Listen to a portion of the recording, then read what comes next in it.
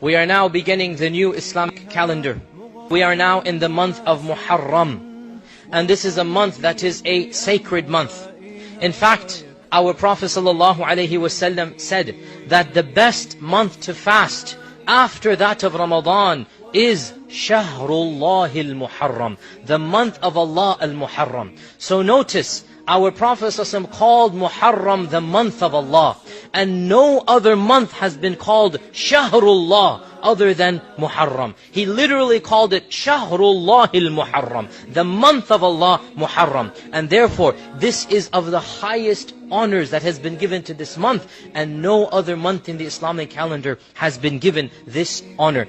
This month, the Muharram, is one of the 4 sacred months. And in fact, many of the Sahaba said, it is the most sacred of the 4 months. Obviously, Ramadan is the most sacred month of the year, but Ramadan is not of the 4 sacred Haram months. And Muharram, many of the scholars said, is the most sacred of all of the sacred months. When Umar ibn al-Khattab instituted the calendar, 10 years or 8 years after the Prophet ﷺ passed away, they discussed which month should we begin the calendar with. And some said this and others said that, and one opinion was Ramadan, and one opinion was other months as well, until finally the most of the Sahaba, they said Muharram makes the most sense to begin the year with, because of its blessings and because it occurs right after Hajj, so it's as if it's a new beginning. And so they decided that the first month of the year shall be Muharram. And so Muharram from that time onwards has always been the first month of the year. And it is a month where the Prophet ﷺ would fast regularly. And Ibn Abbas reported that I never saw the Prophet ﷺ more concerned about fasting than on the day of Ashura and in the month of Muharram. And the day of Ashura literally means the 10th, from Ashara. The fasting on this day was made obligatory even before Ramadan. It was made wajib in the first year after the Hijrah. And everybody had to fast the first year. Then Allah revealed Ramadan. So Ramadan became wajib, and the next year Muharram became recommended and not obligatory. So the first year of Islam, it was obligatory on all Muslims to fast on the 10th of Muharram. And then in the second year, it went down from being obligatory to being recommended and strongly encouraged. And our Prophet ﷺ said that it serves as a forgiveness for the sins of the previous year. On this day of 10th of Muharram, our Prophet ﷺ told us that Musa alayhi salam was saved, Moses was saved from Pharaoh, that Nuh alayhi salam, his ship landed on Mount Judi, that on these days many incidents happened in the past that served as a day of celebration and rejoicing.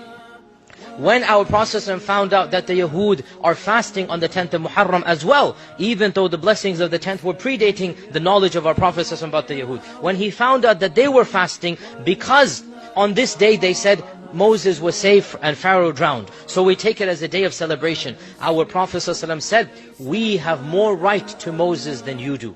In other words, we are the true followers of Moses, and from that year onwards, he also encouraged everybody to fast on the 10th, and he also said, if I live one more year, I shall fast on the 9th and the 10th. The scholars say, to make our ritual different from the ritual of other religions and nations, and therefore, ideally, it is good to fast the 9th and the 10th, even though our Prophet never did it, because he said the hadith, but he passed away the very year that he said it. So he never actually lived to the next year. But he said, if Allah allows me to live another year, I shall fast the 9th and the 10th of Muharram. So those who are able to fast the 9th and the 10th, alhamdulillah, or the 10th and the 11th, alhamdulillah, but if they cannot fast 2 days, then at least on the 10th they should definitely fast on that day. And it is a day that, inshallah, if you do it properly and sincerely, the minor sins of the previous year are forgiven. And no doubt this day also is a day in which a historical tragedy occurred, and that is the massacre of Hussein radiyallahu ta'ala anhu. That tragedy does not have anything to do with the sanctity of this day.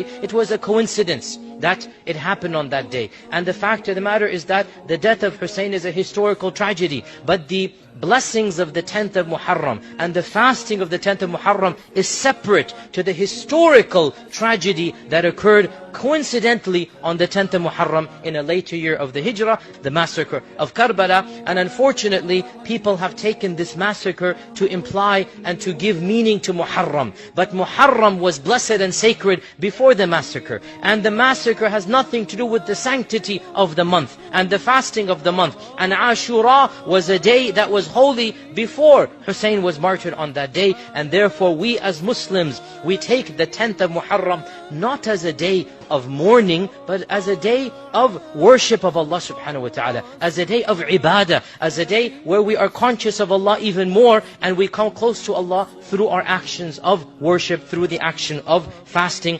And let us make sure we fast on the 10th, and if we're able to on the 9th and the 10th, or the 10th and the 11th, but at least on the 10th. And especially in this month overall, this is a month where overall our Prophet encouraged extra good deeds, extra fasting, extra charity. It is one of the sacred months. May Allah subhanahu wa ta'ala make us of those who utilize it to the best.